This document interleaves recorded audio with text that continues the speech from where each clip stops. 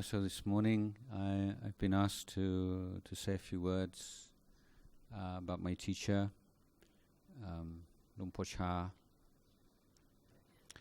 and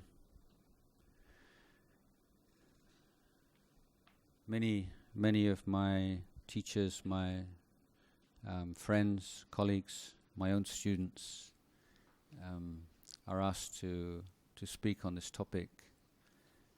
And often the talks revolve around inspiring anecdotes and entertaining stories. So I may end up telling a few of these stories myself.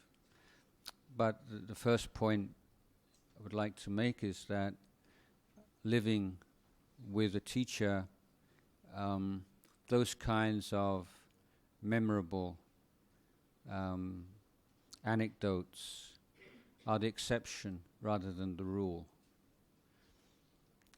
and that on a daily basis it's the example of the teacher, the presence of the teacher, that affects one's life much more. So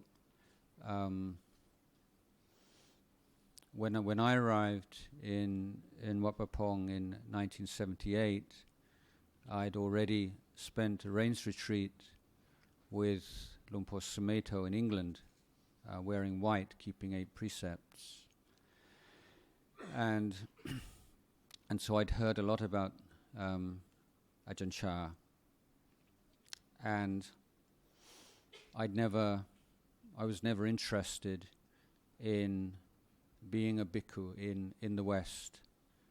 For me, it was very important that I should be a bhikkhu in a Buddhist society, and to be able to live the traditional life of a forest monk.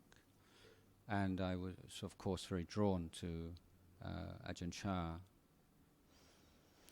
Now, when I arrived in the monastery, it was on a full moon then in December, and the monks had just completed the Uposatha, and Ajahn Chah was sitting underneath his kuti on his wicker chair, talking with some of the monks, and a Western monk who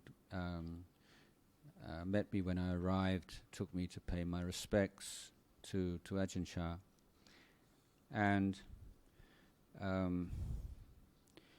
when I arrived, he introduced me, said I was a disciple, or I'd been studying with Ajahn Sumedho, and now would like to be trained here and become a disciple of Ajahn Chah.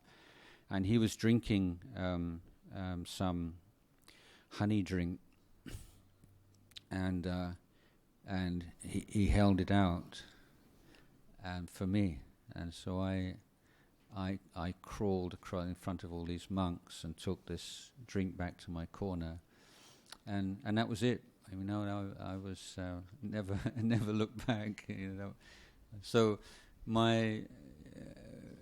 the thing that really changed my life on that first day was faith. Rather, it wasn't a matter of a great teaching, and I can't remember him saying anything, or at least nothing was translated for me that stuck in my mind. But what happened was that I just developed this deep faith that Ajahn Chah was an arahant. Now, to give a little bit of background, I left home when I was 17 and traveled overland to India, and spent a lot of time traveling around spiritual centers and monasteries in India, and I developed a healthy skepticism about spiritual leaders, and had seen what I felt were abuses of authority in a number of places, and a lot of hero worship and delusion in many places that I've been. So I was a little bit cynical,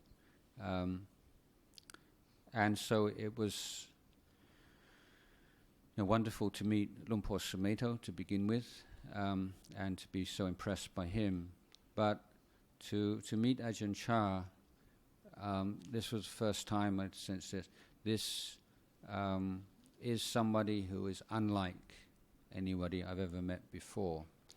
And I tried some years later to try to articulate this, and the image that I came up with is if you'd lived in a world of plastic flowers, you'd only ever seen a plastic flower, and then one day you see a real flower for the first time. That was how it felt. If you'd only ever heard people singing out of tune, and you didn't know what singing in tune was like, then you heard a great opera singer singing. Oh, that's what singing's supposed to be like, So this idea that he wasn't special, or it's just that he was like normal and everybody else is abnormal in some kind of a way. And he never really knew what abnormality meant or artificiality meant until you meet someone who's completely free of those things. So being around somebody like that means that you're very much aware, of your own defilements. And I think the value of it is that you feel this urgency about practice, because there's a constant reminder that this practice does have a result. And one of the things that Ajahn Chah was very particular about was in revealing to his students the fact that as a young monk he had many problems and difficulties, and that he didn't start off in any special way. He wasn't, sometimes you read these hagiographies of great monks and it seems like they were perfect from when they were born, and that everything just happened kind of completely naturally and normally. But he had to strive and to do a lot of work in his early years. And he wanted the monks, students, to know that, there's not this huge gap. Don't put me up on this pedestal. This is Ajahn Chah, wow, and he doesn't want that from his students. What he wants at his students is more the idea, well, if he did it, then I can do it. And I think that for me is one of the inspiring things that I look for in a teacher, not someone who's, who wants to create this sense of being very special. I'm up here and you're down there. But saying, look, I've followed a path of practice that you can follow too. And this is not beyond you, any of you, men or women, monastic or lay. It's simply a matter of creating the causes and conditions for progress along the path. So most of the Westerners that arrived in Wat Pah Pong tended to be quite well educated in the conventional sense. Many had university degrees. I was one of the very few, probably, who didn't have a university degree. Never been to university. And so we'd also read a lot, and a lot of our problems weren't so much that we lacked basic awareness of Buddhist teachings. We had to learn a lot more of the cultural things. I mean, people had maybe studied Buddhist teachings, even Abhidhamma, but didn't know how to bow properly. This was sort of this socialization, acculturalization, adapting to climate and physical difficulties of monastic life. But for that reason, it wasn't that our lack of understanding of the language originally was felt to be such a major obstacle. Certainly I didn't feel it, although it did give me a real motivation to learn the language, and I did learn the language very quickly because very young, motivated. But it wasn't so much what Ajahn Chah said, the content of what he said. It was just who he was. And for me, before I left England, Ajahn Sumedho had said to me, don't look for the perfect place. Because I was inspired to come to Wat Pah Pong, but always there was this, nagging that, well, maybe I should look around a bit before I make this long-term commitment. And Luang Por Sumedho said, there's no perfect monastery. And that was very wise advice. And arrived at Wat Pah Pong, imagining it to be, a forest monastery, the elite, the cream of the cream, and expecting some kind of like spiritual kind of SAS or Marine boot camp or something. And then I just look at some of the monks and some of the novices and say, what is he doing here? I mean, he is how can he bear to be in the presence of a teacher and behave in that way? What on earth? And of course afterwards you find there like a lot of teenage boys in those days, a lot of teenage novices. And in Thailand, if you have a really naughty teenage son and you just don't know what to do with him, you pack him off to the monastery in those days. So you had a lot of kind of naughty teenage novices, and monks who were just there for just ordaining as a way of making merit for their parents, and just sort of hanging out and just trying to get through, a certain period of time. So you had a core of monks who were really inspiring, and then you sort of an outer number who are not inspiring at all. But for me, that wasn't a problem, because I felt this way of training was established by Ajahn Chah. And I just, for me, this was very, being very, as I say, reading a lot, thinking a lot. And for me, I just made a simple decision. If it's good enough for Ajahn Chah, it's good enough for me, you see. So if he thinks this is the best way for the sangha to live together, and he sets things up in this way, well, okay, I'll give him the benefit of the doubt, because I have that kind of confidence in him. So I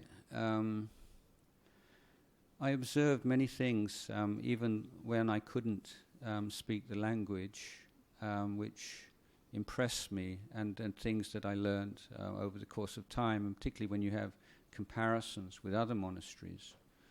Like many monasteries, often the ajahns, who can seem to be, very kind of intimidating and all-powerful kind of kings or emperors, often find themselves under the thumb of certain lay supporters. And many monks find themselves compromising on certain principles out of consideration of wealthy lay donors, or getting to wrong kinds of relationship with lay people, which affect their practice and their teaching. And Ajahn Chah was exemplary in this, in terms of the way in which he related to lay supporters, whether they were wealthy or they were poorest villagers. There was this compassion and evenness and fairness, which was most inspiring. The other thing is that on the level of sila, the way he set up the monastery was there was an absolute separation of monks and nuns. So you could live at Wat Pah Pong for 5 years or 10 years and never have a single conversation with a nun. That would be the norm rather than the exception. There's no context, no forum in which monks and nuns would ever speak with each other. So we live in completely separate worlds. And so that meant that for, even to this day, Wat Pah Pong has never been rocked by any of these scandals of misbehavior, between monks and nuns, and that's not a small thing at all. So he put great emphasis on sila as foundation of practice.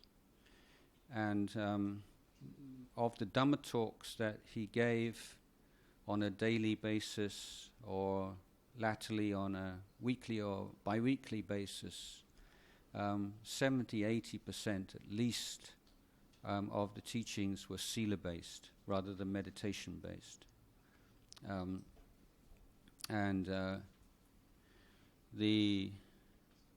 Often the talks were not, it wasn't really, you didn't even really need to know what he was saying actually.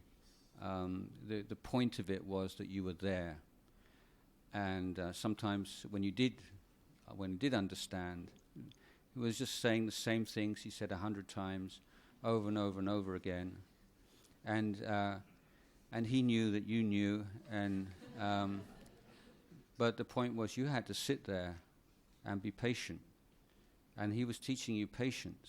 You sit, like I'd been meditating and sitting cross-legged a lot before I went to Thailand, and then I met this new posture, this papir posture. You know, this what is the polite posture, and it's extremely strict in at that time particularly. That like if you're sitting like this, you'd get rocket. You know, if you. I mean, I don't mind. I'm not. But you can only sit like this, 3 hours, 4 hours, 5 hours. If your teacher is teaching, you have to be in this posture, and it's really weird posture, isn't it? I mean, it's kind of, you know, it's kind of, you know, it doesn't feel natural. So then you're switching from one side to the other, and of course there's no electricity, so it's very hot, and it's very sticky climate. And when you get hot and sticky and you start to sweat, the mosquitoes come. So you're sitting there, you know, you're thinking, you know, hour after hour, and you think, well, I wouldn't mind if it was some kind of high expiring Dhamma, but it's just talking about keeping the toilets clean, or you know, and you think, here we go again. You know, when you use the toilet, you know, wash the floor and fill up the bucket afterwards. You know, but this was precisely, you know, the point. So I was asked just now about like the practice regarding tanha. So I would say that Ajahn Chah's teachings were you know, as most or all, I might say, all good Buddhist teachers are based on the Four Noble Truths. But his particular way of teaching this wasn't so much, of course, academic, as very practical. And so he would, the kind of the training is referred to as toraman. So this word toraman is used in Thai language generally to mean torture or torment. But the first generation of Western monks, really we didn't have access to much, you know, Thai language learning materials. And so most of the Western monks understood that, yeah, this is it, Ajahn Chah is torturing us or tormenting us. But actually I discovered in my own studies that this word toraman is a technical term. So not used in modern Thai language very much, but refers to a way of training in which the teacher forces or encourages maybe the student to go against his desires. And so the idea of it, the philosophy, if you like, is that you expose the nature of desire or the nature of craving, and you see for yourself that a relationship between craving and suffering and the abandonment of craving and suffering through frustration of tanha. So you see tanha by frustrating tanha. So this would be like a major feature of our training. So you say, Ajahn Chah, so you want it hot. You haven't eaten for 24 hours, and you come back and it's cold in winter time, and you want something hot. So I'm going to make sure it's cold. Or you want it cold, I'm going to give it to you hot. Or you want it fast, I'm going to give it to you slow. You want it slow, I'm going to give it to you fast. So it's not exactly sadism, but it's like, you know, the compassionate sadism, perhaps. But this, you see, this system of training only works if all the students have an absolute confidence in the compassion of the teacher. There's some monks who don't have that kind of authority and can't command that kind of trust from their students. Copy it. It doesn't work at all. People end up leaving.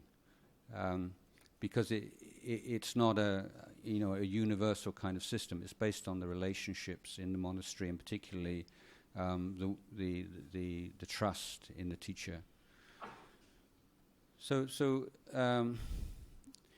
for instance, we every Wat Pah, which is the full moon, dark moon, half moon, like once a week or so, then everyone would stay up all night and practice through the night.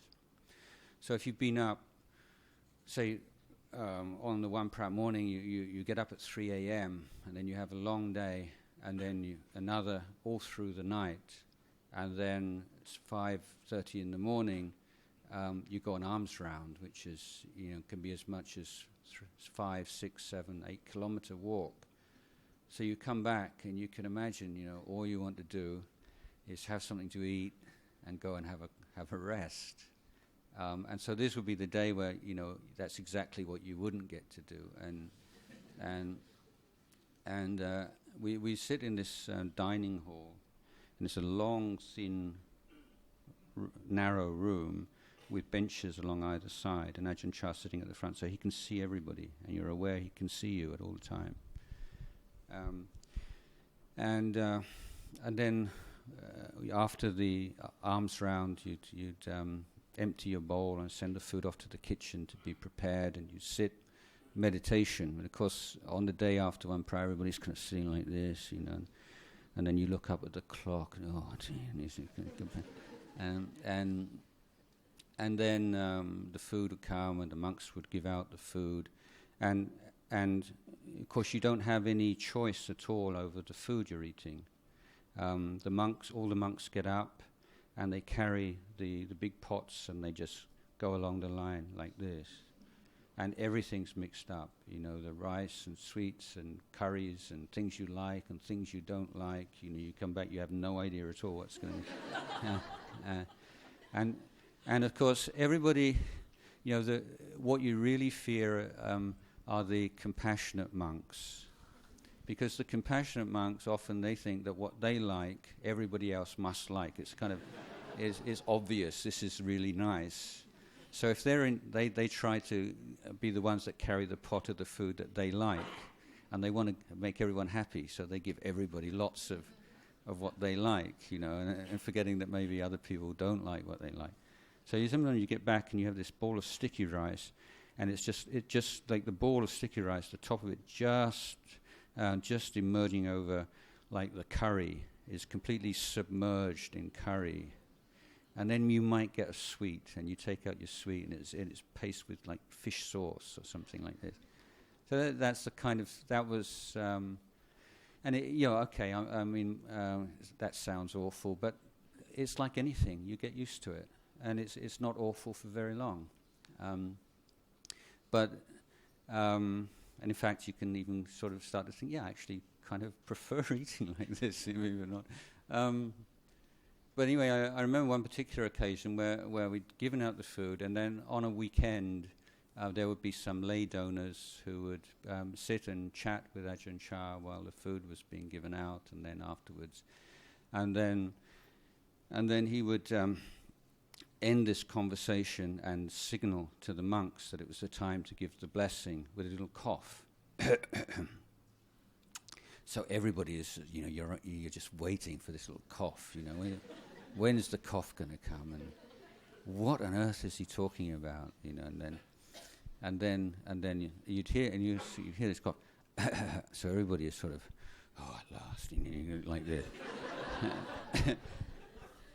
And then he starts talking again, and that he's doing it on purpose, So I say it's not like sadism, but it's just this constantly saying, well, what's the problem here? You know, what is the problem? Well, it's not Ajahn Chah's the problem. Problem is, I want to eat right now, and so you're seeing when this strong desire comes, what happens when it's frustrated for one reason or another.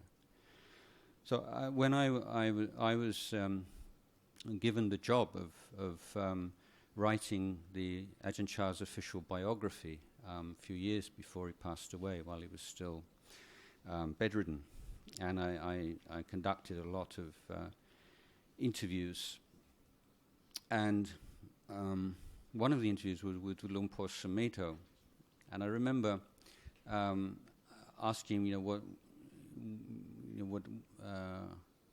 just to talk about the things that inspired him or impressed him about Wat Pah Chah. And he gave an answer which I wasn't very pleased with. Because he said Ajahn Chah was a genius at creating teaching situations. And at that time, I felt I wasn't giving Ajahn Chah due credit, that there was far more to it than that. But over the course of years, I changed my mind and really appreciated what Ajahn Sumedho was pointing to, that this, the idea is that the student is ready to learn, has a capacity to learn, and the teacher is putting them in situations where you're being stimulated or you're being allowed to learn. And there's a real skill to that kind of choreography or that kind of ability to create activities or a structure to life together as a community. And Ajahn Chah certainly was, I think, a genius at that. So if there were two, I mentioned a little while ago, teaching based on Four Noble Truths, but in terms of the practice and the Eightfold Path, then the teaching which he stressed over and over again was the threefold training and the fact that the three aspects of the conduct, the training of conduct, the training of the heart, and the training of wisdom are inseparably linked. And it's not possible to take, say, like a meditation technique out of that context and pursue it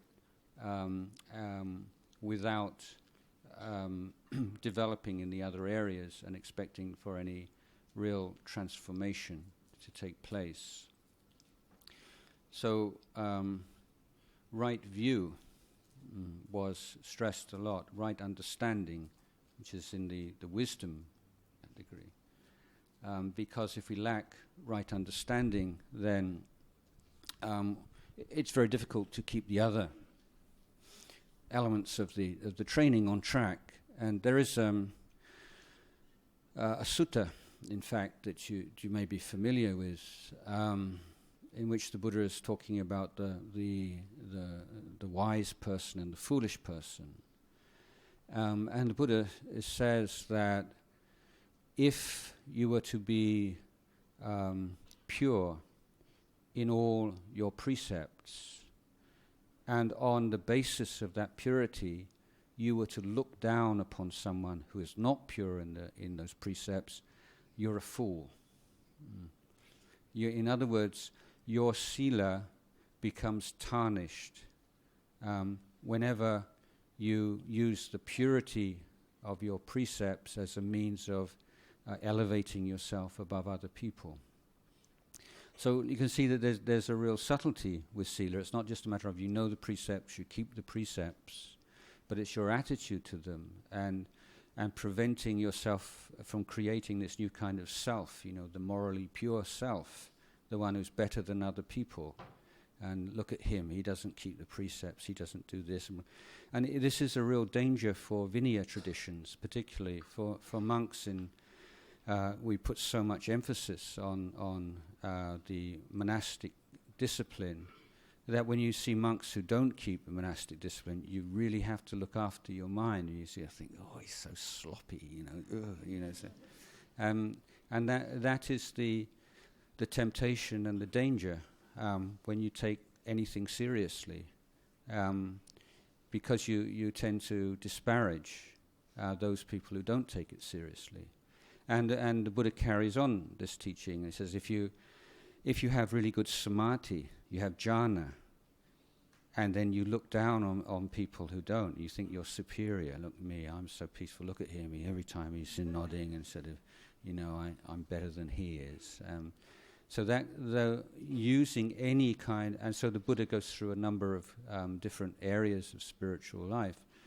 In every case, saying, if on the basis of that attainment you create the sense of self, as someone who's superior to others, who you're comparing with others, then you're a fool. Even outwardly you might be given a great deal of praise as being a very wise person, but Buddha's eyes you're not. And so the precepts have to be understood within the context of the threefold training. And so the test of precepts is to what extent they remove the sense of self-aversion, sense of guilt, to what extent they give rise to self-respect, or what we would call self-esteem, to what extent they calm the mind, and to what extent they prepare the mind for meditation. So sila, what does sila mean in daily life, not just for monastics but for lay Buddhists? There is tendency in many Buddhist communities to conflate the two and to think that precepts equals sila. And if you're keeping the precepts, you've got good sila. But sila is far richer term than that. I was giving an example to someone yesterday that, let's suppose Mr. A has done some very embarrassing, foolish things in the past that nobody else knows about and nobody else needs to know about. And you know that if these things were made public, it would be very distressing for Mr. A. And then one day you get angry with Mr. A and you want to make his life a misery. So you announce to all your friends you don't feel it's proper anymore to keep this very important information hidden, and you reveal this embarrassing conduct of Mr. A. So do you break a precept if if everything that you reveal is the truth as you understand it? So I think if we're taking a kind of a legalistic view of a precept, we say, well, no, actually you're not breaking a precept. But we can say you're breaking sila in that you are acting upon an unwholesome impulse. You're speaking, you're acting in a way intended to cause suffering to others. So sila is any kind of action or speech based upon craving or based upon an unwholesome mental state. And it's not something which is restricted to a legalistic interpretation of the 5 precepts, the 8 precepts, or even the 227 precepts. So Ajahn Chah would be pointing again and again to self-view, and a way of teaching monks, again, would be through worldly dhammas. So, for instance, he might suddenly start praising somebody. And I remembered this, and I was thinking, why? I don't see that monk's particularly, why is Luang Por praising him so much? And then suddenly Ajahn Chah would stop praising him, and just to see how that monk would react. So using this desire for praise and fear of blame as teaching tools. So he's saying everything. What does that do to your mind? Why does it do to your mind? Why am I suffering? What is the... And the point that he was making again and again, if there's any suffering in the mind, mental suffering, there has to be some craving there. It's not possible that you suffer merely because of the behavior or conduct of others or because of some external situation. Those things can be strong inducements to suffering, triggers to suffering. Highly likely that you will make your life difficult in many ways. But as long as there's no craving in the mind, there's no subjective suffering. And so, working back from that, Ajahn Chah said, "Are you suffering?" You say, "Yeah." And he'd ask Ajahn Sumedho, you probably heard Ajahn Sumedho say this before, he said, "Is Wat Pah Pong suffering?" It's like Ajahn Sumedho is like, just wants to meditate all the time, and then he's out in the afternoon sweeping leaves, and you sweep these leaves through the forest, and then the wind comes and they all come down again, or tomorrow it's going to be, and so it's getting hot and sweaty, and it's really physically uncomfortable, and you're doing something that seems pointless. So I could be meditating in my kuti instead of doing this, and then Ajahn Chah says, "Is Wat Pah Pong suffering?" Yeah. So it's very simple, but it's right on the spot, isn't it? Well, why are you suffering? Really, what is the fundamental cause of the suffering?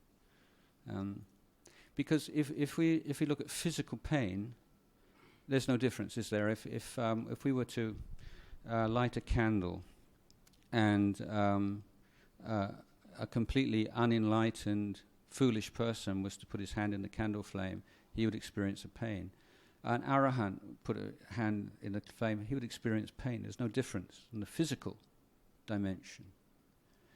But in a situation where somebody was abused, treated with contempt, then an unenlightened person would experience a great deal of distress, and an arahant would not.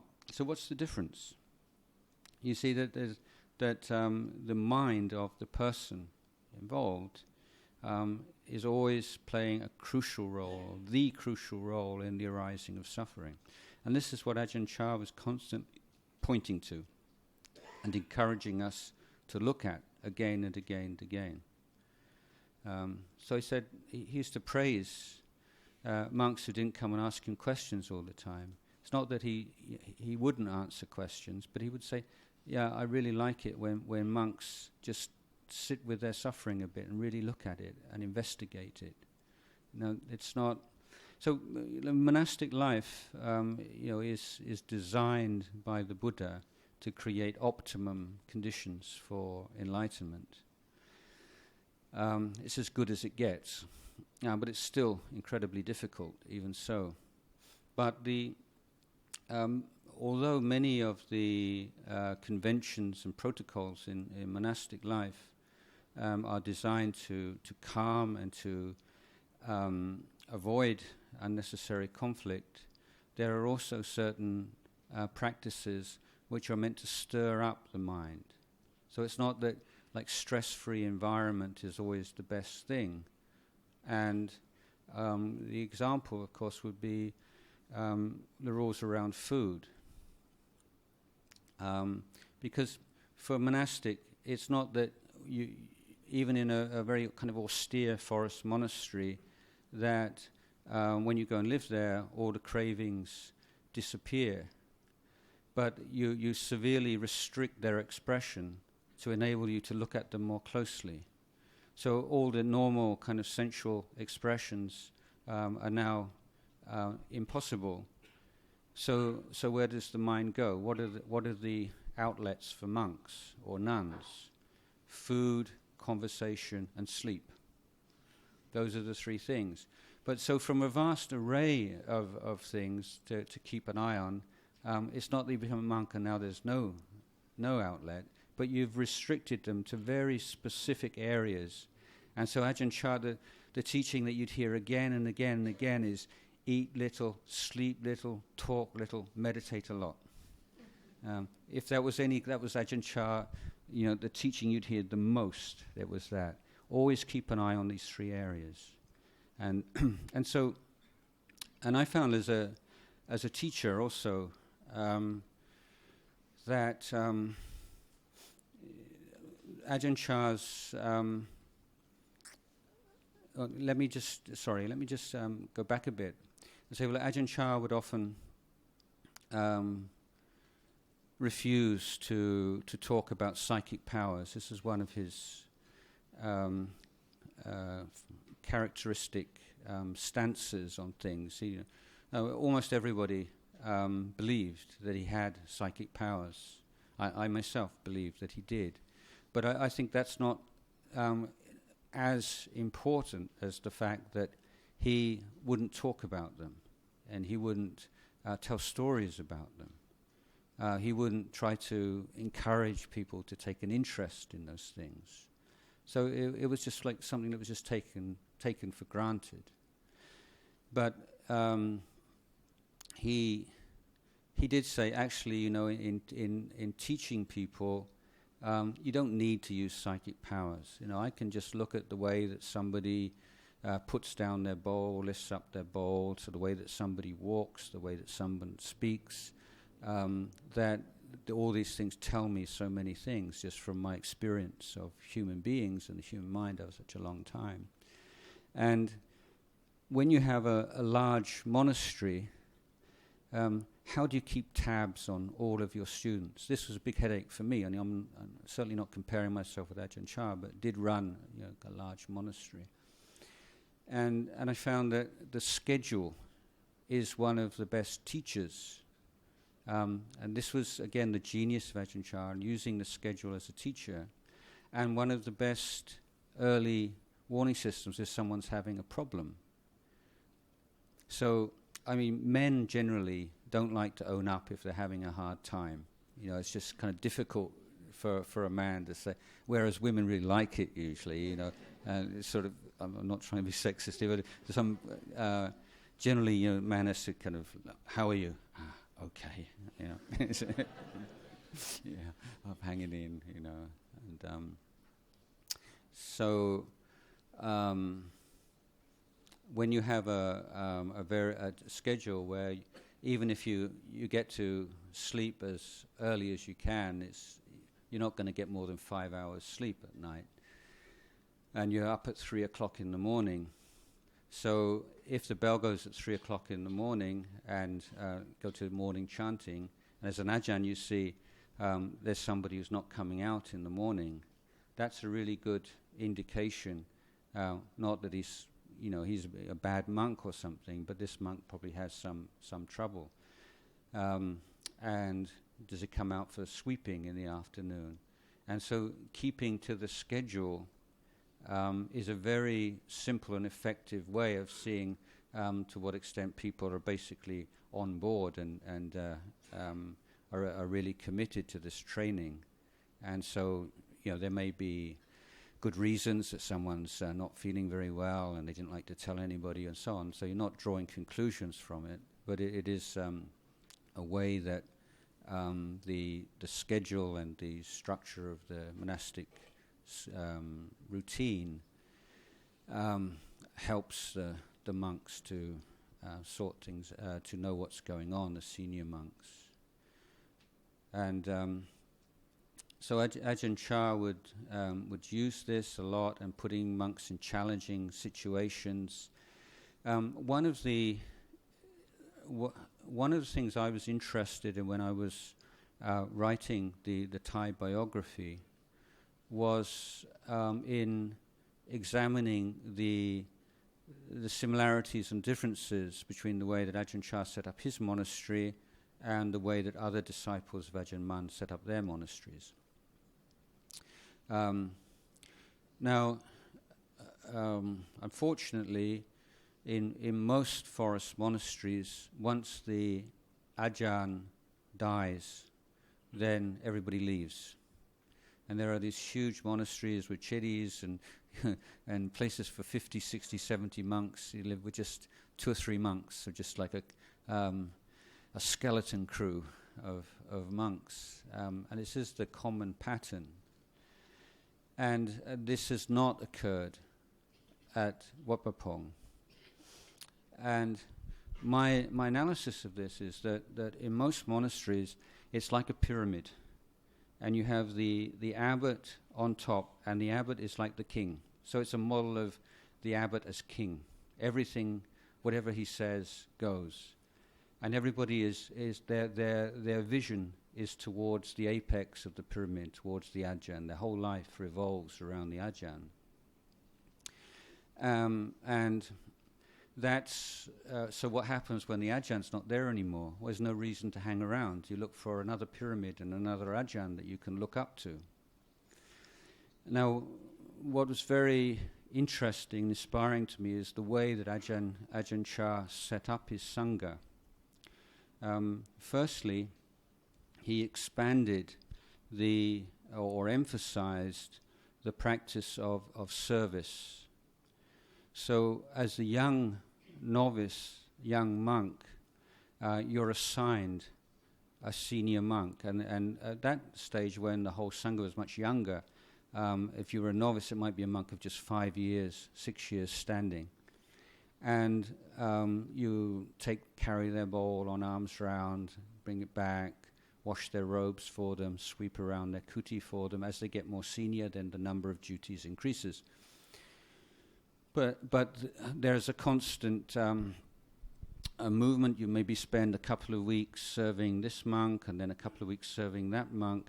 And so over the course of a year, you spend time serving various monks throughout the monastery. And of course, you get to know them personally. You get a chance to speak with them in a way that you wouldn't otherwise. And some of them you really like and you get on with, and you create friendships and associations that last throughout your monastic career. So in Wat Pah Pong, you've just got this incredible kind of web of relationships between younger monks and more senior monks, and between monks of different generations. And so this is cementing this sense of community, which is not solely dependent upon the abbot. And then Ajahn Chah would also had a policy of opening branch monasteries throughout the country, which it wasn't he set out to set up branch monasteries, but there would be invitations from villages. We have a forest outside our village, and we would love to have monks come and live here. Or monks themselves, after cutting off all ties with their family for 5-10 years, would often go back, now really solidly established as a bhikkhu, to find some place to live close to home, so that their parents and their sisters and brothers and friends can come to a monastery. And this is a way of propagating the Dhamma. So many forest monasteries, you'll often find the abbot's mother and sisters and nuns there, the local people who come every day, often family members. So this is a very common kind of pattern in northeast Thailand. So this is the way the number of branch monasteries increased, and then Ajahn Chah would be sending monks off to go. And another thing is complete unpredictability of your life, complete insecurity. You can just be going along one morning to clean Ajahn Chah's floor or something like this, and he says, go and clean up your kuti, you're going to Chiang Mai for a year or something like that. You've got half an hour. And that's how I was brought up. You just don't know. You have no idea. Just out of the blue, you could be sent off somewhere, and you think, wow, I'm just so fortunate living with Ajahn Chah and seeing him every day. And then he says to him, come back next year, and you're not going to see him for. And this was very common, particularly if monks were particularly devoted to him personally. He would do that a lot. And again, I find this very inspiring, that he wasn't a monk who wanted this sort of devoted sort of entourage of yes men or yes monks and yes nuns. and people are just looking, oh, Luang Por, you're so wonderful, all the time. Because this does happen, doesn't it, with spiritual teachers? They have this kind of, live in this bubble of devoted supporters who think they're wonderful and whatever they do must be right because they're enlightened. And he didn't encourage that at all. In fact, quite the contrary. He would send people away. And you never had any kind of, oh, now I'm really part of the inner, the inner group of the special disciples. He didn't want that. He didn't want that kind of jealousy and the politics and the pettiness that often surrounds great men, great women of any kind.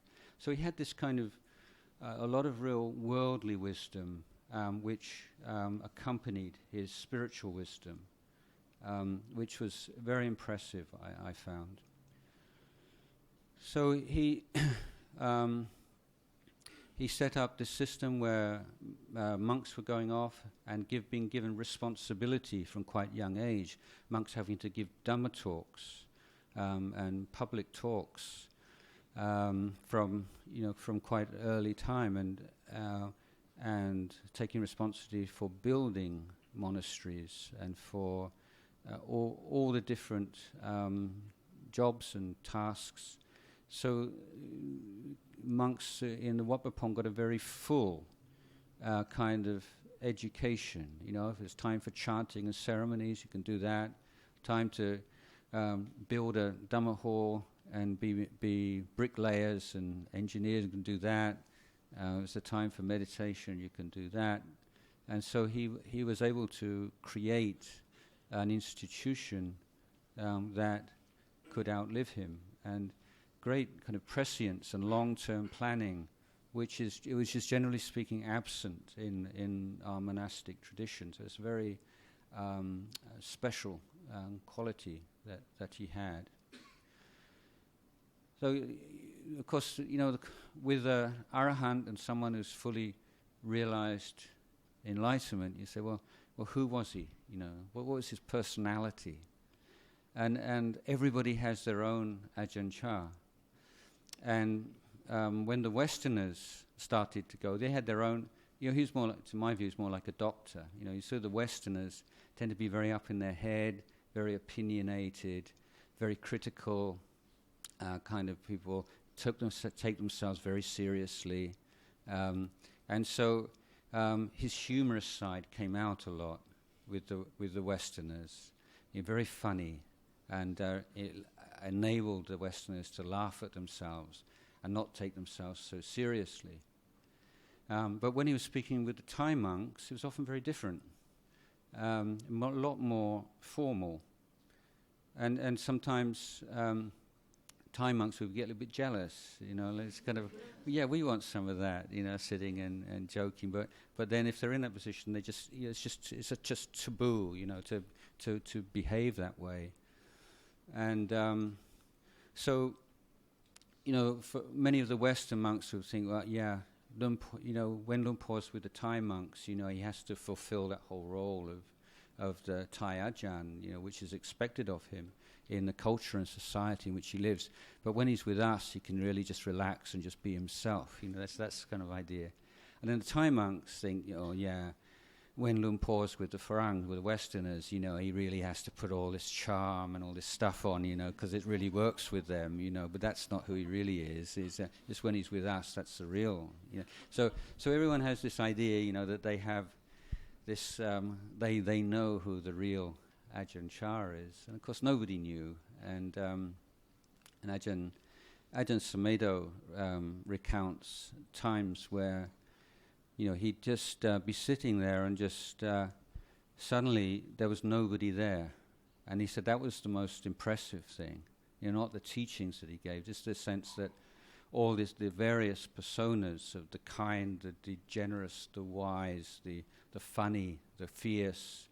That these were things that he adopted as the occasion and the circumstance demanded, and yet himself there was nothing there at all. You could just see a complete absence.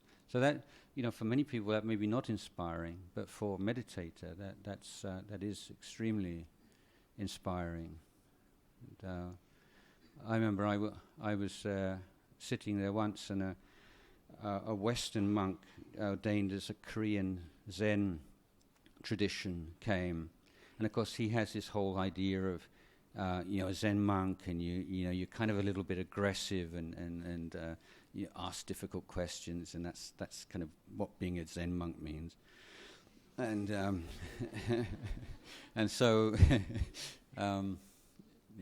saying outrageous things, and and Ajahn Chah just sat there, and he gave all these really good answers, short, pithy answers, like one sentence, like answers. Wow, And then afterwards, one of the monks said, "Lumpur," he said, "Oh, you're just like a Zen master," and he said, "No, I'm just like Lumpur. I'm just like myself.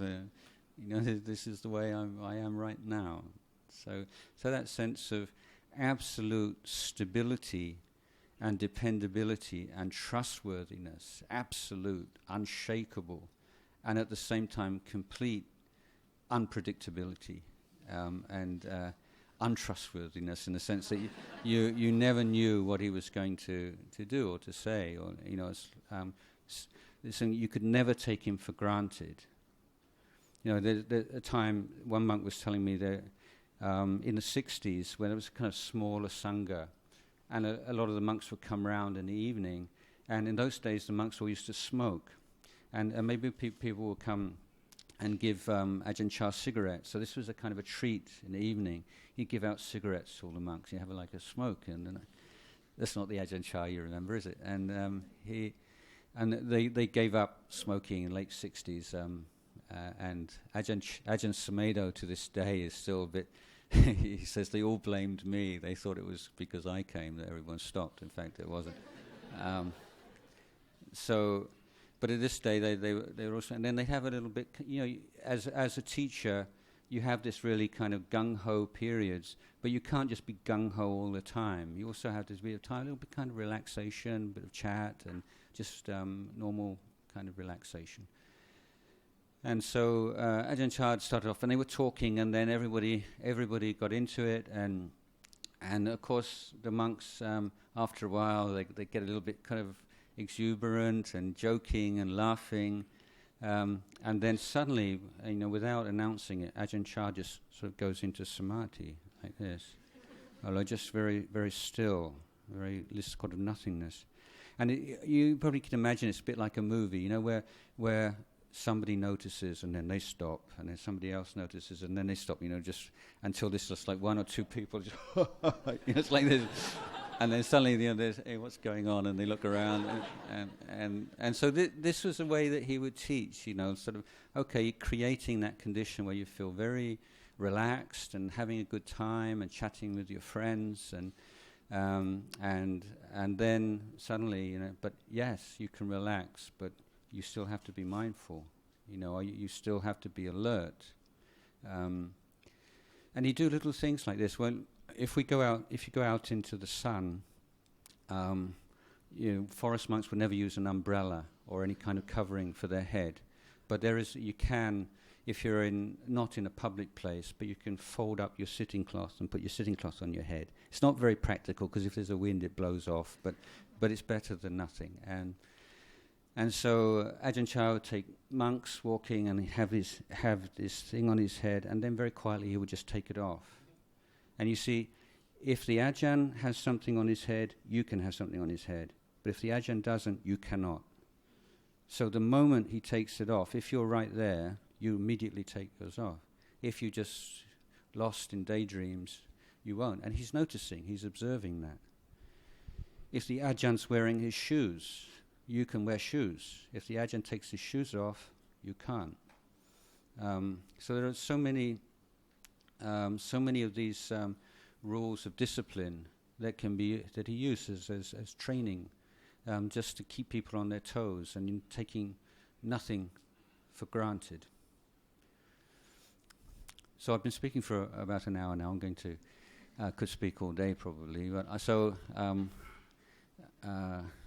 so you haven't had so many kind of Ajahn Chah stories, and there is one story that I like a lot, and he had a Uposatha hall built in the mid-70s, and it was quite unusual, not the traditional monastic design for an Uposatha hall, very modern looking. Some of you may have been to Wat Pah Pong and seen it. But anyway, after it was, and the monks did a lot of work on this, but most of the concrete work, I think, was done by hired work. I'm not sure, because it was a year before I arrived. Anyway, when guests came, he would often take them for a little tour and show them around. And on one of these tours, it was just a year or so after the boat had been built, and already there were cracks appearing in the concrete. And one of his guests pointed out this crack, said, "What a shame, the building only completed about a year, and there's a big crack over there." And so Ajahn Chah just said, "No cracks, no Buddhism." Yeah. So that's the story. But I like it because just think about what he's saying, and just the kind of sharpness of mind that is right there like that. Yeah. Well, if there was no cracks, then that means nothing ever gets old, nothing ever gets it. Well, would that be, the kind of world you want to live in? And that's part of it, isn't it? Things crack and things decay and things change, and how do you deal with that? So I feel very fortunate that I was able to take Upasampada, to become a monk with Ajahn Chah as my preceptor, and I'm very proud also that we four of us, we took Upasampada together in 1980, and all four of us are still here today in robes, and that's quite unusual for like groups and generations of bhikkhus. So there's Ajahn Yanadammo, who's now the abbot of Ratanawan in Korat, same province that I live. There's myself, and there's Ajahn Wajiro, who's the abbot of our branch monastery in Portugal. Ajahn Kemanando, who was living in a hermitage in Melbourne, but has now been living in Ratanawan with Ajahn Yanadammo and Lumpur Sumedho for the past year or two. So, we feel incredible gratitude, but also it's wonderful that we also have this kind of occasion in which we can share just a few reflections and thoughts, and to inspire you all a little bit with the great figure of Ajahn Chah, because he was the proof of the pudding. If you don't, he's the proof that this path to enlightenment is still valid, is still practical in this day and age.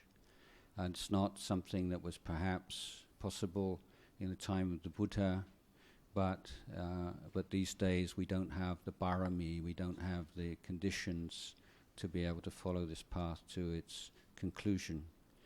And I think it's his presence and that he proved through his life and his the impeccable way that he lived his monk's life, and the number of people that he was able to inspire, that it's wonderful that we can learn from him right now. Even though he's passed away, then some of his disciples are trying in this very small way to carry on his work, and I know that all of you have read his books and maybe even heard his voice, and hope that you can gain more and more benefit and happiness from following his teachings and examples in the future.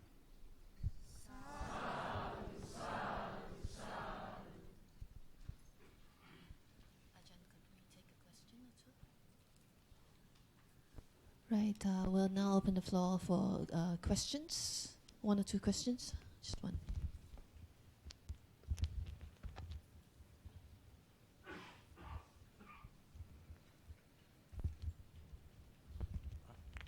Good afternoon, Ajahn.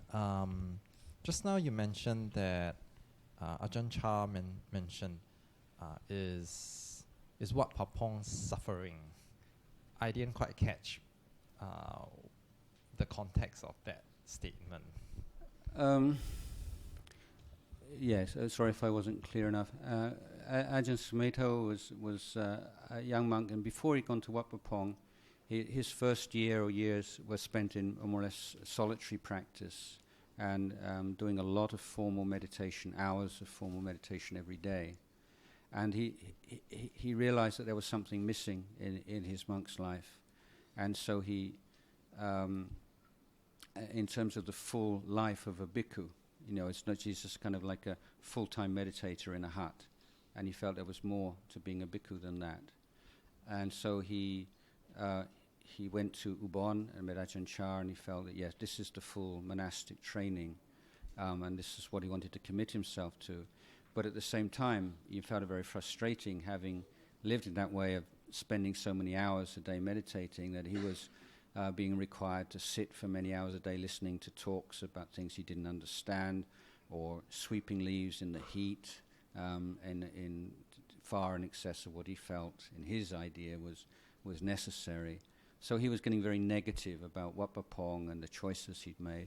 And then Ajahn Chah said to him, so is Wat Pah Pong suffering? I mean, is your suffering because of Wat Pah Pong or because of the situation?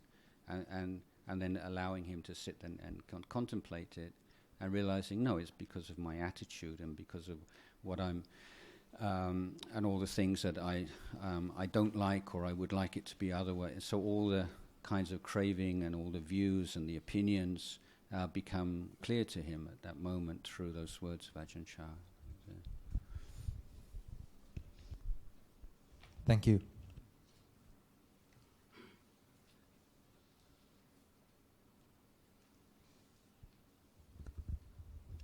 Thanks, Ajahn. Thanks, Ajahn, for a great talk. Maybe, Ajahn, can you say to us, like, from the beginning, how the first you are interested in Buddhism, and also when you decided to walk to the pathway of monkhood? This is Ajahn Chah morning, not Ajahn Jayasaro morning. So we have Ajahn Chah question is better. My life's not so interesting as Ajahn Chah. So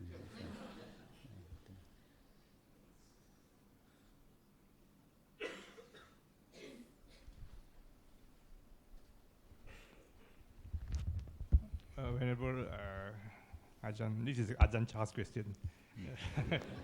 You mentioned that your comment that when you went to his monastery and you look at him and he was normal, and the rest of the people are below normal, and also by implication there are also people who are not normal, not very normal. So my question is that the whole process of Buddhism is to try and make people normal. But the approach seems to be very passive. There's no, I don't know whether I'm right or not. So it works on examples and no active bringing people to be normal.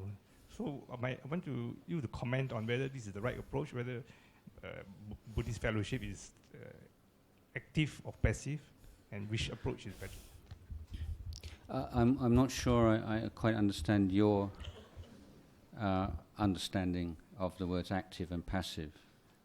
How would you characterize activity? Active and means passivity? like evangelism, you know. I don't think Buddhism is into evangelism. So evangelism would be passive, positive, active, and not evangelizing would be passive. That's my meaning of. Yeah, I wouldn't characterize that as activity and passivity. I mean, you can evangelize yourself if you like, but I think the very fact that Buddhism is not evangelistic is one of the main attractions for people from my culture and from original culture and Western culture. But I think it points to the very heart of Buddhism, in that most belief systems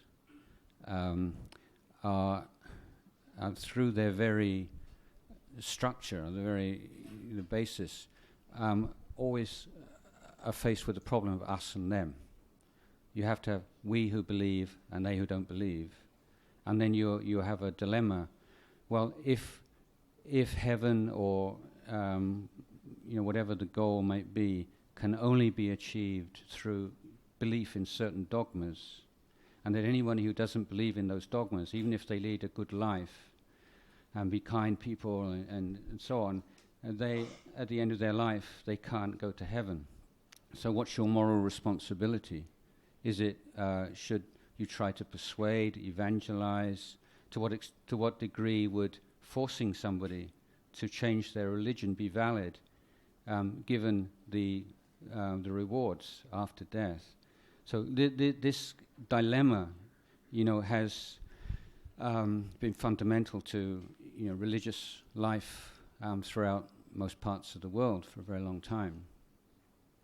But in Buddhism, we consider faith and belief as an indriya, as a spiritual faculty. It's just one element of our life as a Buddhist. And in fact, the Buddha made it very clear that faith must always be governed by the wisdom faculty, because faith is a two-edged sword, that without wisdom, faith can either become superstition or else fanaticism. So faith is not like the more faith you have, the better. It has to be grounded within this overall right view and understanding. So in Buddhism, it's not what you believe, and you can't justify cruel actions through belief. But in Buddhism, it's what you do. How do you behave? How do you conduct yourself to the people around you, your family and your community? How do you speak? What kind of speech do you have? And how do you use your mind? So for a Buddhist, there's not that same kind of us and them dilemma, because you say, oh, he's a Muslim, or he's an atheist, or he's a Zoroastrian, but he's very honest and kind and compassionate person, how it likes to help other people. Then we know, well, all, as far as we're concerned, those are all qualities that will lead to a favorable rebirth. So we can anumotana and say we appreciate that. So it's not, because we're not putting, it's not a matter of faith in dogma that determines what happens in after death, but the good qualities in our heart. We can recognize and appreciate good qualities wherever they appear, in people who are religious or not religious at all.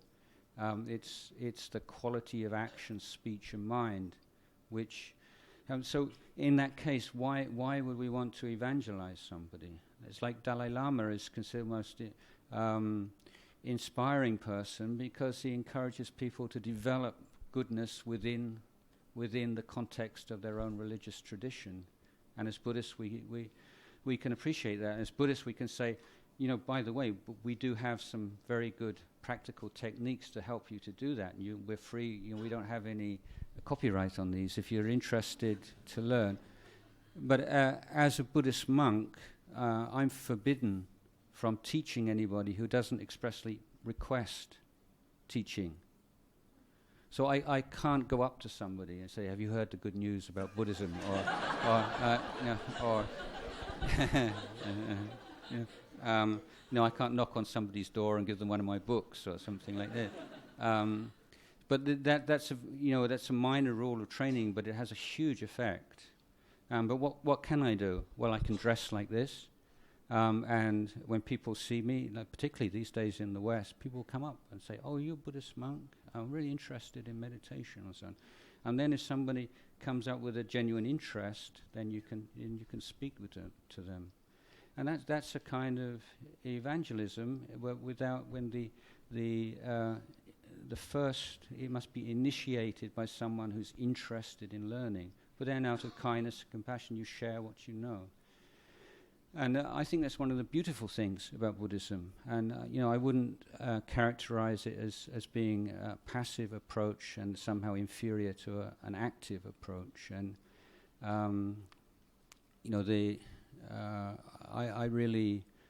I've grown up feeling a lot of aversion to evangelists and people trying to impose their ideas and values on other people. I mean, I see it very harmful and dangerous kind of attitude to life. And I mean, look at the European culture. Going to any country, and we're the civilized ones; they're uncivilized, and we've got to teach them, how to be like us. This sort of the classic arrogance of Western culture.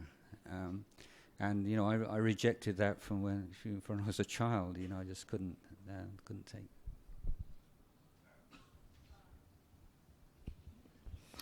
All right. Well, what we have to do now is because Ajahn has been here for 3 days, and he's got a next talk at 2:00. Let us all express to 1:00. Okay, you all can stay till 1:00. Ajahn can take some more questions. Just a minute, sister. 1 minute. Ajahn, you mentioned that you believe that Ajahn Chah was an arahant and that he had psychic powers. Did you have some experiences with him that made you think so? Yes, the point that I made was certainly on that first day, when that unshakable belief, I didn't have any means of estimating what his. It was just a feeling that arose, and has never left me since then. That confidence in him, but that is faith is a circumscribed role in Buddhism, and as I say, it needs to be governed by wisdom, but it's not to denigrate it. And in early years of monastic life, where it's very tough, often what keeps you going is not your knowledge of the suttas or the profound teachings, but it's a simple confidence that what you're doing is valuable and legitimate and has true meaning. And for me, that was that confidence and willingness to bear with the difficulties was really because of who Ajahn Chah was, rather than any particular teaching he gave. But having said that, I made a point the other day that when I was researching his biography, I asked people, what was it?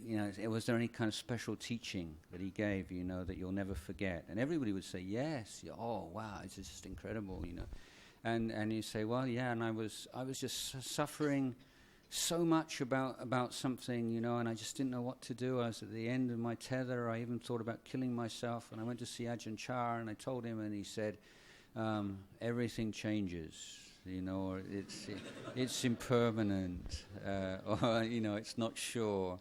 And so again and again, I found just a real genuine emotion. But if I was to write that down as a story or retell it as an anecdote, people say, well, I can't see why that. It's similarly, in the sutta sometimes you say the Buddha taught, and then just a very simple teaching, and people realize stream entry. So why was stream entry so easy in those days? Just that teaching, it's like sort of kindergarten Buddhism, but it's like it's who it is, and it's the relationship between the student and the teacher. And I often, it's teaching school teachers, and I'm saying, you teach who you are, you teach what you are. And it's not so much the content, it's that sense that the person who listens really feels that's coming from direct experience, not from a book. And then it goes straight to your heart. And simple teachings that you've heard 100 times before, suddenly it's like you heard it for the first time. And that would happen again and again with Ajahn Chah. It wasn't that he was always coming out with these incredibly wise things that nobody heard before. Often the things that you'd heard so many times before. But it was like you felt like it was the first, now I know what that means, So, yeah, I had that faith in him. And, I'm not sure that I had direct experience of any psychic powers. When I was writing this biography, Now I'm writing English biography, so next year you'll be able to read it, I hope, if everything goes well. So it's quite a different book from the Thai biography. But I asked myself, how many psychic power stories do I want to put in his biography? And my observation was that if you put psychic power stories into books, they're very divisive. People who like psychic power books just go, wow, fantastic, they just love it. And then people who don't like psychic power books don't want to read any more of the book, So it inspires people who are already inspired, but it doesn't inspire people who are not yet inspired. So my policy and it was to say that certainly everybody believed that Ajahn Chah had psychic powers, and of all the stories of his psychic powers, undoubtedly some of them are just the imagination and the belief of the person who tells the story. Just you see this over and over again. Something has quite a ordinary explanation, and people just assume it's something really special. So lottery numbers, example. Because a lot of people in northeast Thailand go to listen to Dhamma, poor people, in order to get a number. Well, maybe not only for that, but they hope that's kind of bonus. So you have to be very careful when you give Dhamma talks. You say like 4 Noble Truths, 8-Fold Paths. Yeah, really, somebody.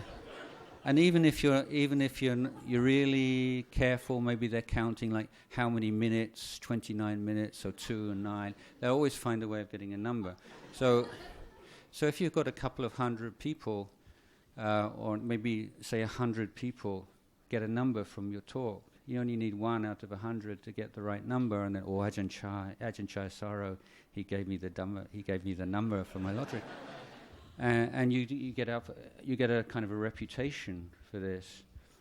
So that's a simple example of because it's often believed that all meditation monks have the power to accurately predict lottery numbers, and some do. They do. But if you and so if a monk has true compassion, then he'll find some way of telling people without breaking the discipline. And so the idea is the monk will kind of smuggle it into a Dhamma talk, so that if you're listening very carefully, you can get the hint. Yeah, and it's yeah, so I've been through periods where people say, I hear you give very good numbers, and so it's not true. So the point being that people who have the faith are ready to interpret things in the lines with their faith, and if you really believe that a teacher has psychic powers, then sooner or later you'll probably find some evidence for it, whether or not it really exists. So I'm ready to admit that some of the stories of Ajahn Chah might fit into that category. So I try to put myself in a position of someone who's totally cynical and really has no faith, and try to to twist something to say, well, yeah, it could be this or it could be that. So I said that although many stories may well be dismissed on those grounds, there are some stories which is very difficult to dismiss in that way, and so I just give 1 or 2 as an example. Not really incredible things. There's a story of a monk told me that. I have to give you a bit of background. In those days, when we go alms round, usually just mainly sticky rice. Okay, maybe you get a few other things, but it's mainly sticky rice. So when you get back to the monastery, you can make your sticky rice ball. Okay, and then everything else you tip out and goes to the kitchen. So it's a big thing, how big your sticky rice ball should be. Yes. And so you over a period of time, you get some kind of idea. You make a sticky rice ball like this. And so this was a period where there was a lot of work in the monastery. And this monk had spent the whole time coming back from alms round thinking, maybe I've finally reached the time where I need to increase the size of my sticky rice ball, because we're working so hard, I'm getting tired, I'm feeling hungry in the morning. And so as he approached the monastery, Ajahn Chah came out on a short arms round, and so Ajahn Chah said to him, "Oh, so you're going to make a bigger sticky rice ball now, are you?" So I can't see how you could explain that in terms of some kind of wishful thinking or some kind of faith on the part of that monk, because he just started to think about that on the alms round. He never spoke about it with anybody else, that Ajahn Chah could have heard it second hand or third hand. So this was my policy, as saying, yeah, I'm willing to agree that there's so many psychic stories, and some of them just sound just a little bit, and then there's a second time, and then there's a third. I'm a little bit cynical about second time and third time stories, because they're a bit too much like, in storybooks. But there are a number of occasions, like the one that I just mentioned, where you can't explain them away so easily.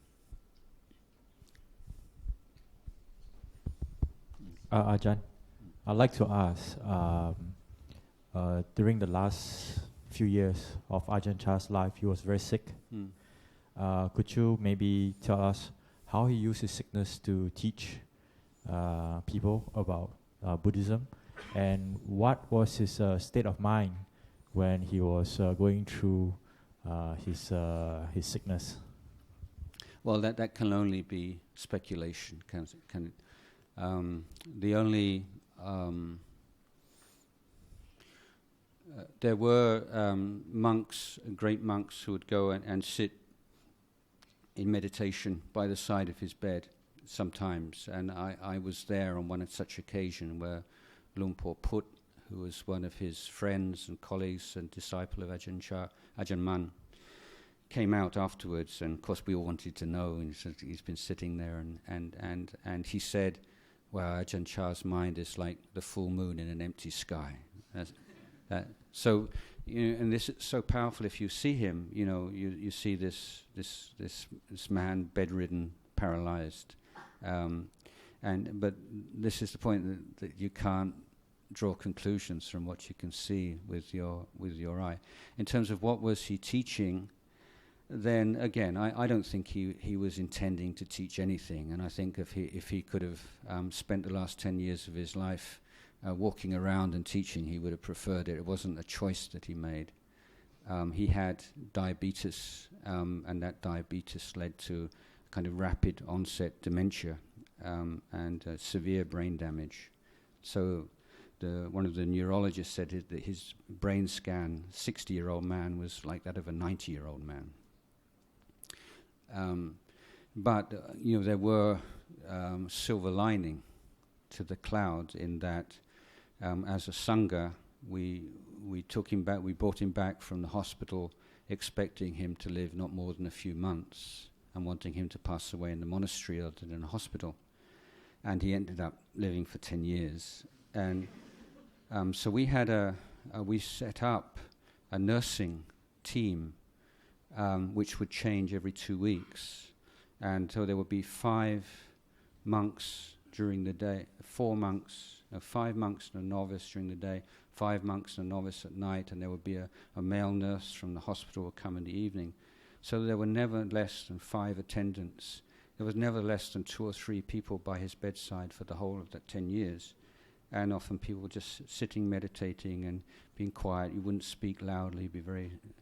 And so monks would come from the branch monasteries and would take it in turns nursing.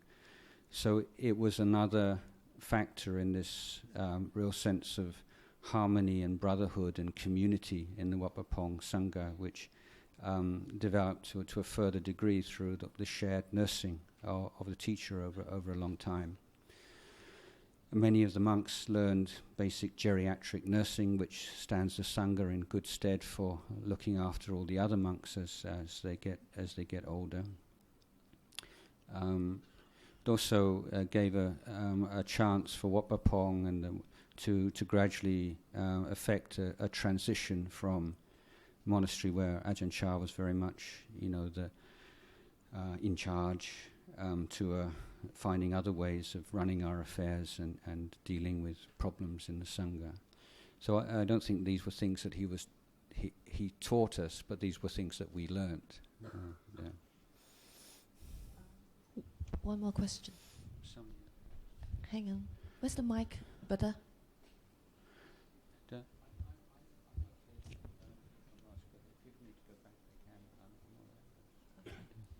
All right. Yeah. Yes. Yeah. Yeah. I have a question. Actually, it's more of a Thai kind of cultural question regarding about the Thai Buddhism. So, being in Thailand for a few decades, I mean, quite some time, went to many places like what you say, Long Pu Phut, Haniyo, Long Pu Fan, Charu, Long Pu Khao. So, apparently, I want to ask this question regarding about what is your view on this. Normally, they have like even Long Pu Cha. I think I'm not sure. That's why I asked. He sang lian, Wu Cha. Like, what is your view on this thing? Lian, Wu Cha, right. Yeah, medallions. Yeah, yeah.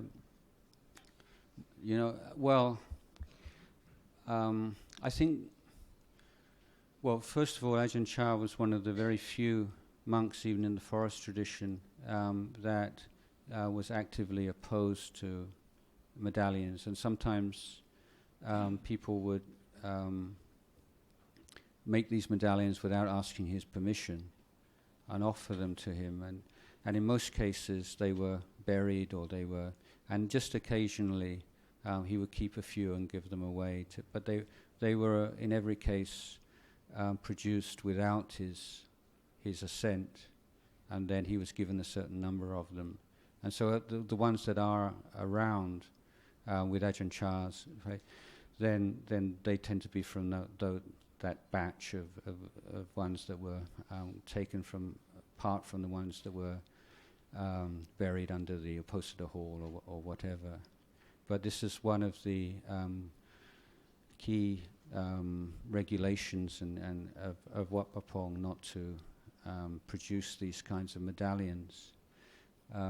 The Buddha medallions, have long been a part of Buddhist culture, and ideally, the idea is that they are a reminder in daily life. You have a Buddha, and you remember that, and it helps you to be more mindful in your behavior and your conduct. But the prak kriyang and these medallions with monks on them and various, have become big business. And these days, although you can come up with some reasonable, rationale for owning one, but it's very difficult to deny the fact that now they're big business. They're bought and they're sold, and people's, I've got this one. You can sell this for 100,000, or that one is 200,000, and it becomes a very worldly activity. And it's spreading everywhere. I recently in China, and people in Shanghai are telling me that many Chinese people now trying to get Thai medallions and buying and selling. So it's this kind of spiritual materialism that appeals to so many people.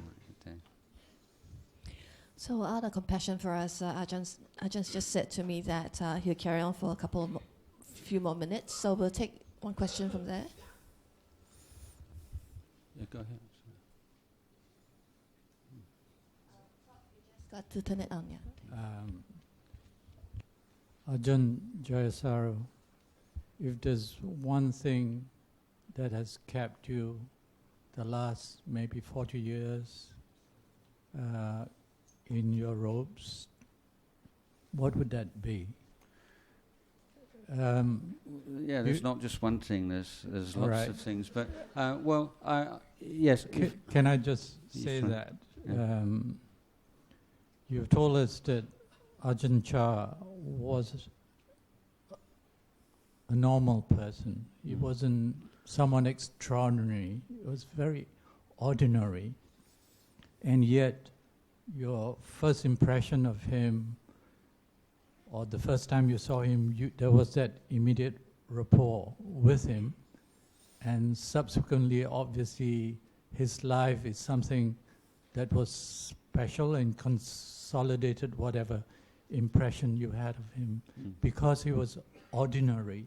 Ordinary in the sense maybe that he lived the precepts, and we are not ordinary because we may profess to have the precept, but we don't live them. And the thing that you said that impressed me was that many of his Dharma talks were based on sila. And he was living his precepts. Is that something that has sustained you through the years? Obviously, it's not the stories about his psychic powers, neither anything to do with the medallion that kept you. Yeah, thank you. First of all, sometimes I'm guilty of thinking in Thai and translating into English, and we have this. The word in Thai is like pokati, and it's not exactly ordinary, but it's lacking any kind of artificiality or any kind of falseness, absolutely authentic. And so the sense that everyone suddenly realizing that characterizes almost everyone else, this slight kind of off-tune, inauthentic sense of lack of that pokati. So I have to stay with pokati for a while. Yes, well, I did refuse to speak about myself just now, but to give a little bit of background, the first question that came up in my mind that really led me on this whole path as a teenager was, what is the best way to live? That was my original question. And from that, is it possible to make some distinction and say, this is a good way to live, this is a bad way to live, this is the better way, this is the best? Is it even a valid question to ask? And so this really led me into the search that culminated in discovery of Buddhism. And so basically the answer that I came to was that it's also bound up with why is the world such an unjust and cruel and difficult place for so many members of human race, and does it have to be like that? And what if it doesn't have to be so full of suffering and injustice, then what responsibility does an individual have to try to make things better? These are the kind of very moral-based questions that really led me into study of Buddhism. So in short, my answer was that the practice to eliminate defilement and to develop the Eightfold Path and develop wisdom and compassion, and then sharing the knowledge of how to do that with others would be the template for my life. So I wasn't yet aware of the possibility of becoming a monk.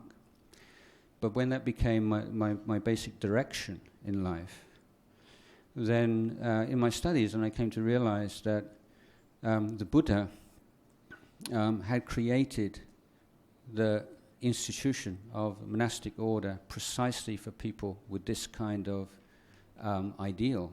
And so I took to monastic life really like a fish to water.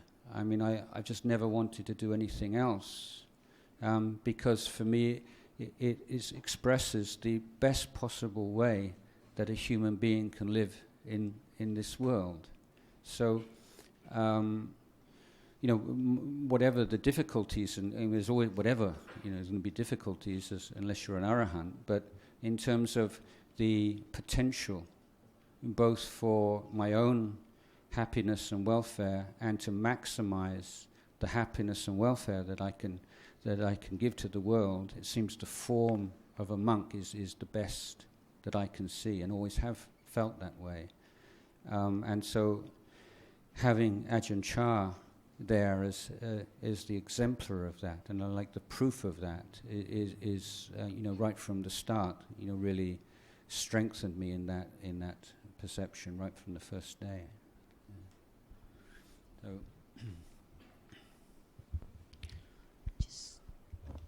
sorry, there is just one thing I would add to that. I talked a little bit about my travels in India and exposure to other forms of Buddhism and to Hinduism, and I felt that the main weakness in so many of those systems was an idea that an enlightened being is beyond all conventional morality and shouldn't be expected to keep all the rules of conventional morality and shouldn't be criticized if he does not conform to those rules. And so there are very wise people and very sophisticated arguments to support that position, but in practice what I see is constant abuse by teachers, particularly of their female disciples, and misuse of funds, misuse of power, and all justified by the fact that, you don't really understand, that they're beyond all this, and you're just superimposing your worldly ideas on them. And what I found really refreshing in this school of Buddhism was the fact that there are no exceptions, and that Ajahn Chah or an arahant keeps every single rule of discipline that a monk who's been ordained just for one day. There's no sense of special exceptions because you don't need to do that anymore. You don't have any defilements. Don't make things unnecessarily difficult. And so there's a solidity to it and a trustworthiness of the teachers that they have absolutely no justification for or ways in which they can explain away misconduct.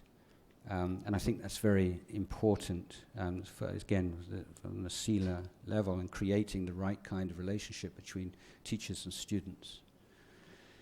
And then, although Theravada is not, the PR is not that this is the compassionate school of Buddhism, but then we have this example going right back to the time of the Buddha, where Mahakassapa, who was the great ascetic arahant, was requested by the Buddha himself to go easy on a few of these practices. Now he's an old man, and he requested permission to carry on, not for himself, but for as a good example to future generations. And this is the way this tradition works. When you think after a while, you feel a little bit more comfortable and there's not so much defilement, you maybe think, I don't really need to do this anymore, I don't really need to do that anymore, it doesn't really upset my mind or disturb my mind. And then you think, well, Ajahn Mun or Ajahn Chah, he's way superior, he still kept all these rules, so how could I possibly say that I don't need to? So that's how that's passed down from Ajahn Mun to Ajahn Chah to myself to my students. Do Ajahn Chah believe in Abhidhamma? Does he believe in Abhidhamma? Do you mean does he believe it exists, or does he believe there is such a thing? I'm sure he's aware that there's such a thing. What can I say? He was not a student of Abhidhamma. Do you want to hear my opinion about Abhidhamma? Yes? Okay. Well, for me, one of the telling points is that of all the works that's been done on comparison between different traditions and the scripts and of recensions of the canon, that the Dhamma and the Vinaya of all the different languages, all the different recensions, is almost identical, which seems to strongly suggest a common source. The Abhidhamma of every tradition differs quite considerably, which would seem to me to suggest that it's been written and been devised by monks generally after the Buddha's demise. And I think that's quite reasonable that should be the case, because the Buddha didn't teach systematically as such. He taught in an ad hoc manner. I meet you today, and he sees what you really need to hear, and he teaches you that. He meets somebody else and teaches them. So it's not according to a textbook. But then after the Buddha passes away, without the Buddha, how do you maintain the purity of this, and how do you pass it on without it becoming distorted? So the monks are going through all the suttas, and they're trying to devise patterns and principles which can then be systematized and passed on to future generations. But in that effort, then there's always a certain amount of judgment and individual preference and so on that comes to play. But you can see after the Buddha's passed away, then members of other sects say, okay, you're a disciple of the Buddha, and Buddha says everything arises and passes away. Well, how do you explain memory? If something passes away, then how can you remember it? What is the mechanism for that? So all these kinds of questions from people from other traditions, needed somebody to be able to come up with, this is the Buddhist position.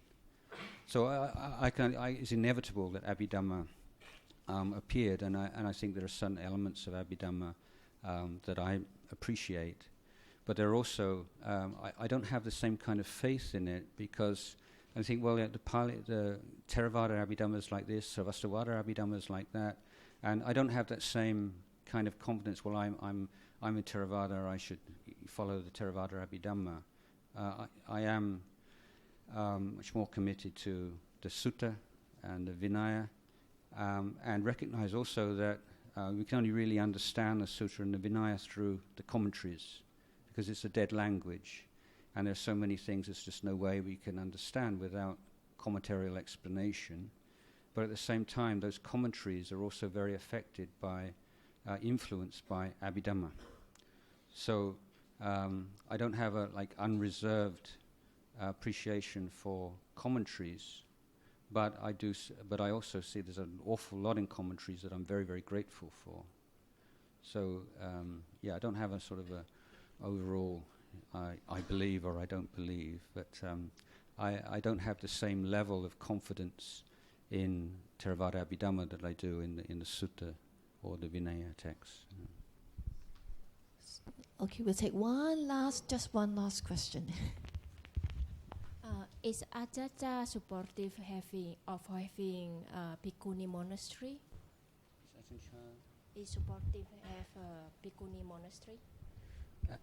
Did he have a Bhikkhuni monastery? No, he had. The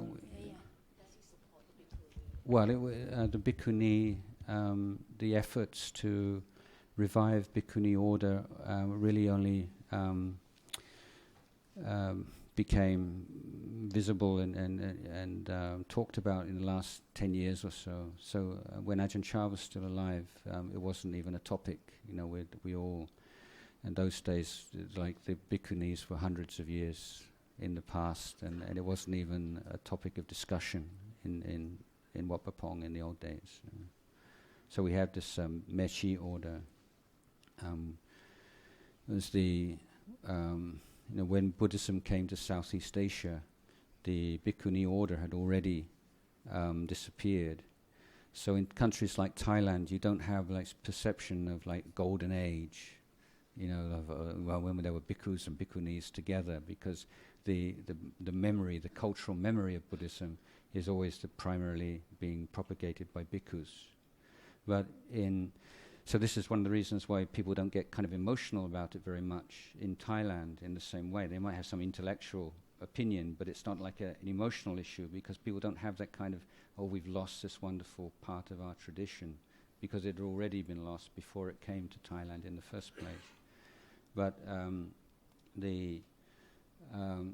throughout Southeast Asia, there have been efforts to create something to replace, as far as possible, the Bhikkhuni order, to give women with a monastic vocation the opportunity to live monastic life. And in Thailand, it take the form of Mechi. And until very recently, that was kind of, this is how we do things. This is our agreement. And of course now there's a lot of changes and different opinions and more scholarship, and so it's hard to say what Ajahn Chah would think about it these days. But in a sense, as a member of Wat Pah Pong, then we're part of the Thai sangha, and so we are morally required to keep the standards of our elders and of our tradition. So some monks have individual opinions, which vary quite a lot. But at the same time, this is part of voluntarily joining an organization that you abide by its standards and regulations, and if you can't, then you leave and do something else.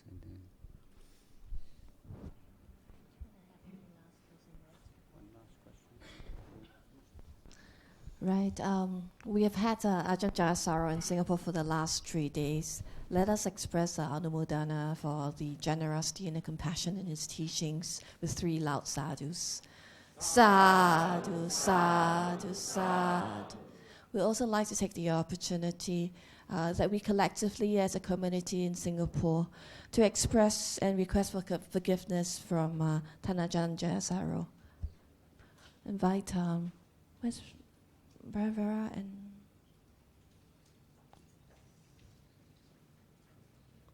Vera, yep.